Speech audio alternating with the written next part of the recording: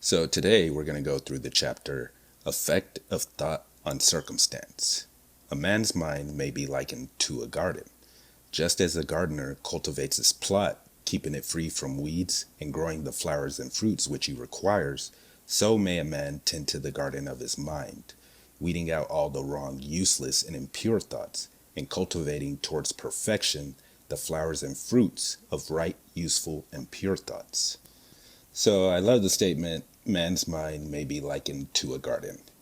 Throughout the chapter, he influences us to see our mind as a garden, that the thoughts that we let into our mind are seeds. At a certain point in life, we may start to realize that we haven't been attending to our garden at all, like not watching the thoughts that go in.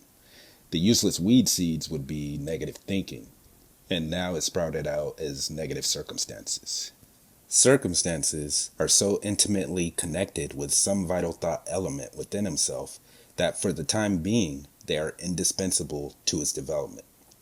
What's meant here is that your circumstances, even if they're bad, they're your friend.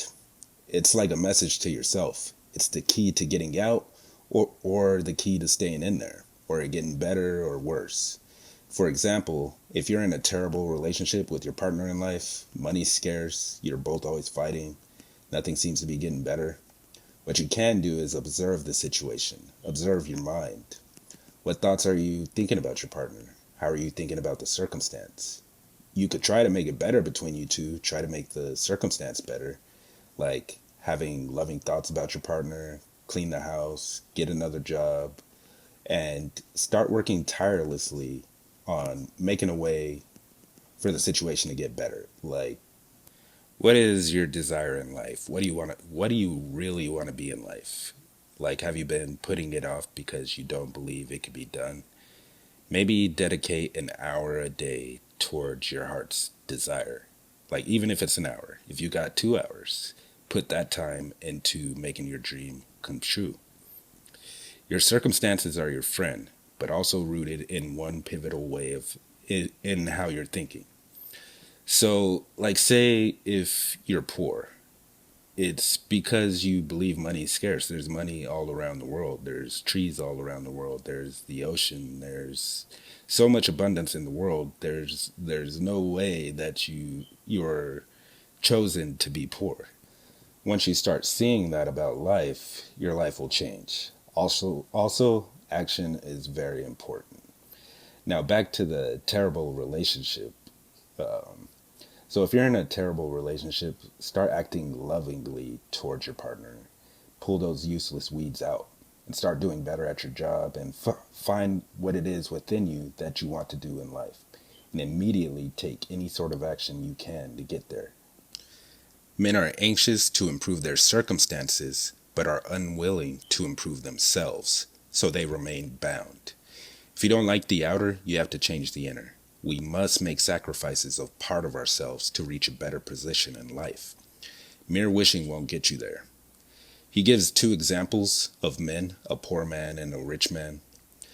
A poor man who is extremely anxious for his circumstances to change, but the man shirks the work he already has, like being lazy, holding resentment towards his boss for the low wage.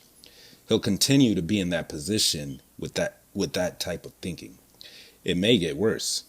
Instead, he should be grateful that he's earning anything and show that gratitude by doing a great job at work. He goes on to say, there's a rich man who's very fat, obese. He's willing to pay for surgery to get skinnier, but not stop his gluttonous ways. He'll just get fat again. And this shows that what's going on internally reflects on the out. Blessedness, not material possessions, are the effect of right thinking. Then they become material. Nothing comes from a corn seed but corn. Nothing comes from an acorn seed but an acorn tree. Man's suffering is very necessary for his evolution. It's burning out all of his impurities. Sure, a man can be rich while having impure thoughts, but those impure thoughts will show in some form in his life. He may always have money, but might lose it in some way. A man only becomes a man when he stops accusing others of his misfortunes and takes full responsibility for everything going on in his life. When he ceases to kick against his circumstances and begins to use them as an aid, like Napoleon Hill says, there's always a seed of opportunity within any circumstance. See your circumstances as beneficial to you. Like, there's always something you can do. Like, if you're living on the street, again, I'll give this reference. If you're living on the street, go to a bunch of businesses, ask to wash their windows, um, fill out some applications, clean yourself up. There's always a way.